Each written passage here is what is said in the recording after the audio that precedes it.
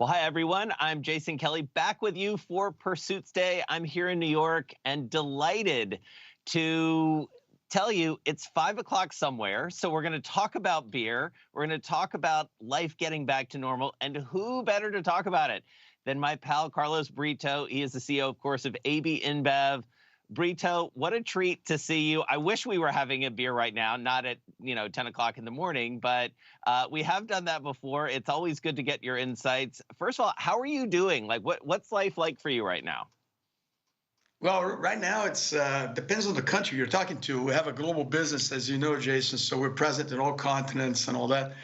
But here in the U.S., for example, it's very exciting because people are finally returning to, let's say, the new normal, and we see consumers going back to some of the old habits, like meeting people physically, going to a pub, sharing a beer, celebrating life, and it's amazing. It's also interesting because we have a front row seat in terms of this recovery, Jason, because beer in our supply chain, going all the way from farmers, all the way to retailers, passing through trucking, warehousing, bottle collection, co-ops, everything, the job multiplying effect is big, especially in the hospitality industry, which is an industry that creates a lot of jobs, especially for young people. So, for example, for every job we create in our breweries in Europe, for example, that gets multiplied by 17, when you look at the whole supply chain. So again, the reopening is different by country, different speeds because of vaccination, obviously. The countries that are ahead, at least in our footprint, are China, which was already back to normalized since pretty much May, June last year. But then the US, UK, for example, because of vaccination being really on a good path. And consumers, again, are eager to go back. I mean, people talk about the new normal, it's still being defined. But I think some old habits like, meeting people, sharing a beer will be there. And we also helped our retailers. We service 6 million retailers around the world and going up every month because we continue to expand distribution. And we help them in many countries with what we call a reopening kit, because in some countries for them to reopen, even to serve people outdoors, they had to have masks, sanitizers, gloves, gowns, everything, face shields. So we provided them because all those things at some point was in short supply. And we were manufacturing or procuring them on a global basis better sometimes when we could provide them with these reopening kits. And so I want to talk more about the present in a minute, but if we can do just sort of a couple beats on the past year, what, as you look back, like what were the key either like tension points or inflection points, catalytic points where you felt like, all right, this was a key decision or this was a problem we had to solve? Tell me a little bit about what that looked like from where you sit. It's interesting, Jason, because I started my 2020, last year. I started with a trip to China.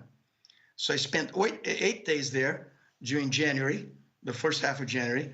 I visited 5 different cities, and I had 2 conventions with our wholesaler groups with more than 1,000 people each. And I took selfie, and I hugged people, and I, shook hands and everything. Then I came back from my trip. 10 days later, the whole country over there shut down. And that was how fast the whole world changed in Asia. But being a global company, what happened is that we learned from China early on how to live with the pandemic, or at that time, not a pandemic, but with the COVID situation. So we learned how to redesign our operations to allow for social distancing, more, hand sanitizing, these whole protocols. We learned a little bit how consumers would change their day-to-day lives, how occasions would shift to the in-home. And so when the pandemic came to Europe first, then the Americas, then Africa, and again, we have business in all those places, we copied a lot of what our people developed, our colleagues in China developed. We have a big operation there, and translated everything because, again, it became a pandemic. So the problems and the issues were the same. So that gave us a big benefit in being ahead of the curve. And for us, Jason, it was very critical on day one to come up with 5 priorities that really gave a direction to our people, and that was first, safety of our people, of course. So second, how can we redesign our operation to allow for all those protocols and continue to operate in a safe manner? That was business continuity. That was the second one. The third one was help the community. When you look at a business like ours, Jason, we have a global business, but 95% plus of what we produce, brew, and sell, it's all local. So for 95% plus of our business, we hire our colleagues locally, we brew the beer locally, we sell back to consumers locally. So we're very connected to how the community is doing. If the community is doing well, we tend to do well.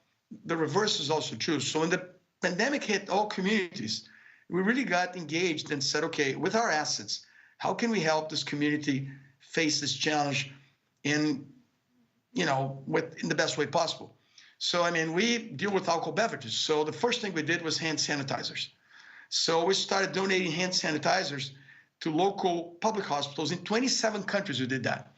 Then we did mask making. We bought machines for mask making. Then we used our plastic injection molds that we use for bottles in our soft drinks operation, water operation, to do face shields, those plastic shields. Then we use our trucks, some of them that were idle because the on-trade, the bars, pubs, restaurants were closed, to distribute, supplies, water, and all this in agreement with the governments. We activated our water program.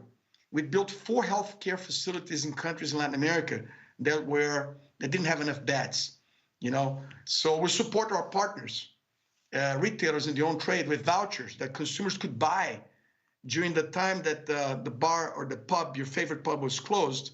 You'd buy, and we would match your voucher so as to give them working capital to be able to bridge the pandemic. And then when the pub would reopen, you could redeem the voucher. And for our consumers, we streamed a lot of the things we had under contract from musicians, fitness instructors, artists in general, to their homes so they could, not be bored in the period of lockdown. Yeah. And so tell me more about those retailers and how that has changed, both retailers and the broader hospitality world, because obviously, as you say, it is reopening depending on what part of the world you're talking about. But what are you seeing in terms of the numbers that come through to you, in terms of uptake, in terms of how it looks and feels in the individual retailers or generally in retail and hospitality? Well, I'm going to answer in 2 parts. During the pandemic, what we learned, what we saw, and after now during the recovery, the reopening. So during the pandemic, the pubs, bars, restaurants, they were all shut down. So they had to change their business model to do more delivery, to do takeouts, right? So we helped them with technology so they could, we've been investing heavily in technology, B2B, B2C. So we put that to work for them, not only for our products, but in general. So consumers that were locked in their homes, and the retailers that could not service consumers in their regular manner, they could still connect, and the staples and beverages and food and everything could be still delivered. So that was a big experience we had, and we helped with the vouchers and everything there. Then when they reopened, what we saw is that, some of the things didn't change. Like, people want to go out, they want to have that pint of beer. It's funny that in Europe now that's beginning to reopen, what we see is that in a traditional pub, consumers are going much more for pints, draft beer, than bottle as compared to before. Because bottles they could have at home. But the pub experience, the pint, the draft beer, they couldn't normally have at home.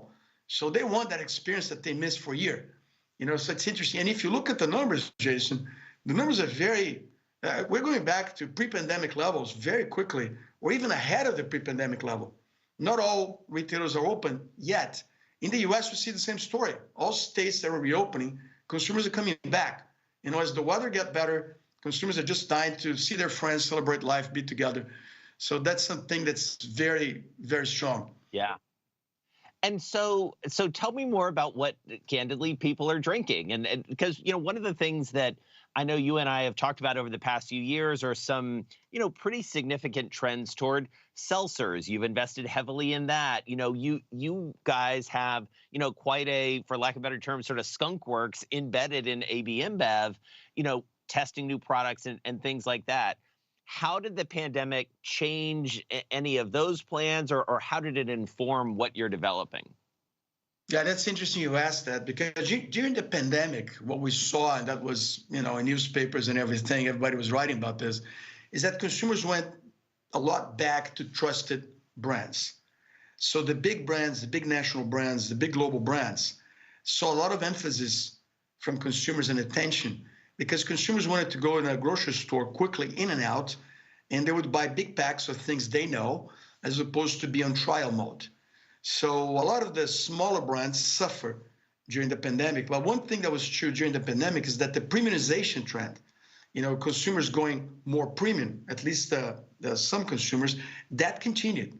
The premiumization trend, people trading up for more higher points or higher points type beer, that continued, And now that we see the recovery, the reopening, what we see again is that premiumization remains.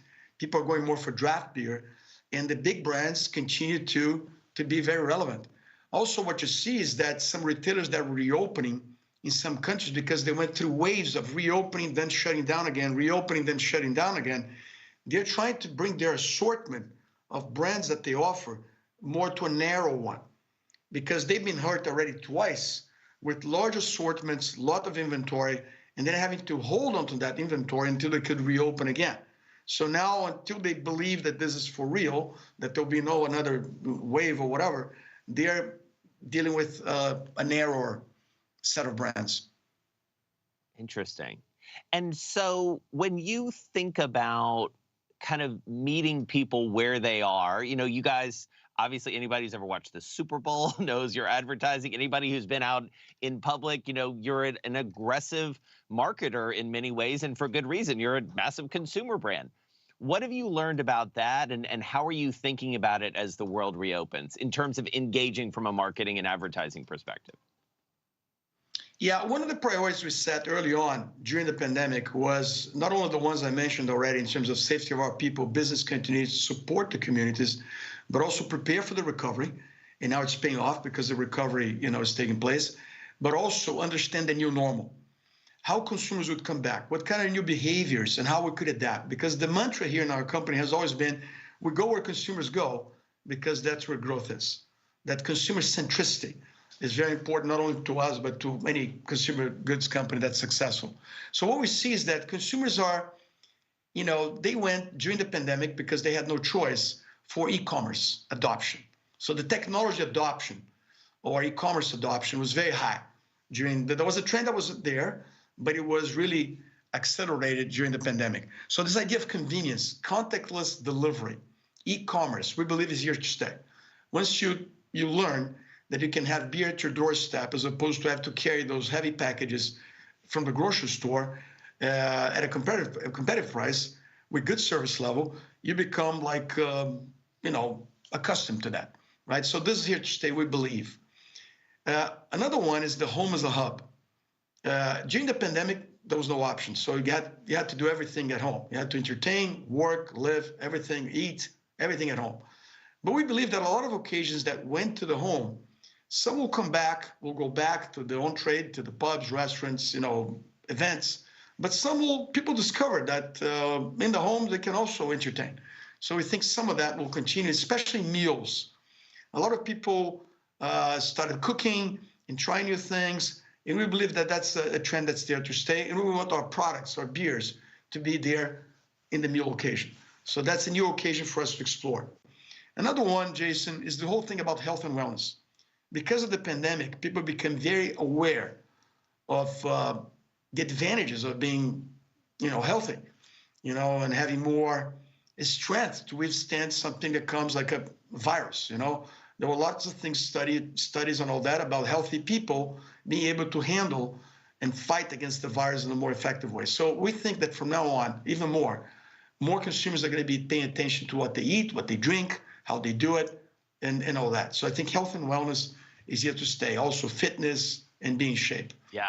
And premium. Well, because you and I have talked to you. Sorry to interrupt you, but like on specifically to that, like you and I have talked over the years about Michelob Ultra, some of these brands that really have come on strong. So you feel like that's going to accelerate even further, kind of as we go forward here? Look at Michelob Ultra has been for years now the top market share gainer in terms of beer in the U.S. for years. And that's why, because it offers an amazing liquid with a great balance of calories and carbs, low calories and carbs, but without sacrificing tastes. And it's a light beer in terms of alcohol. So it's a beer that you can go out and work out. No compromises. You can have it all in a way. So, and consumers appreciate that because they want to have it all. They want to have balance in their lives. So it's important to entertain, but also important to be fit and be ready to do the workout the next morning. So Michelob Ultra has been an amazing success for us. And Bud Light Seltzer is another one that combines a little bit of this idea because it's low carb, low calories, it's gluten-free, it's more co-ed, male, female, and it's has made in different flavors. So Bud Light Seltzer has been very successful. And this is because our people understand consumers and are trying again to go where consumers go because that's where growth is. So as we start to wrap up here, I would be committing journalistic delinquency if I didn't talk to you about a big date coming up, which is your retirement, stepping down from this job. This is a little bit of a valedictory for you. I could talk to you for the rest of the day about what you've learned. This has been an amazing run that you've had. Tell me about sort of the timing, your plans, and kind of what's on the horizon for you. Yeah, you know, I will be stepping down by the end of June after 32 years, amazing 32 years, I would say. I'll be stepping down and passing the torch as it, you know, it has to be to the next generation of leaders. And I'm very proud to say that we have a very strong bench of leaders. And once again, we have a proof point of that in having Michel Doukeris replacing me as the CEO of our beloved company. It's amazing, Jason, because when I started in 1989, we were a small brewery in Brazil. And then at some point, we joined with another small operation in Belgium. And today, we're the largest brewery in the world, the largest brewer and the most profitable. And we have amazing brands like, you know, Budweiser, global brands like Budweiser, Stella Artois, Corona, and so many other brands, you know.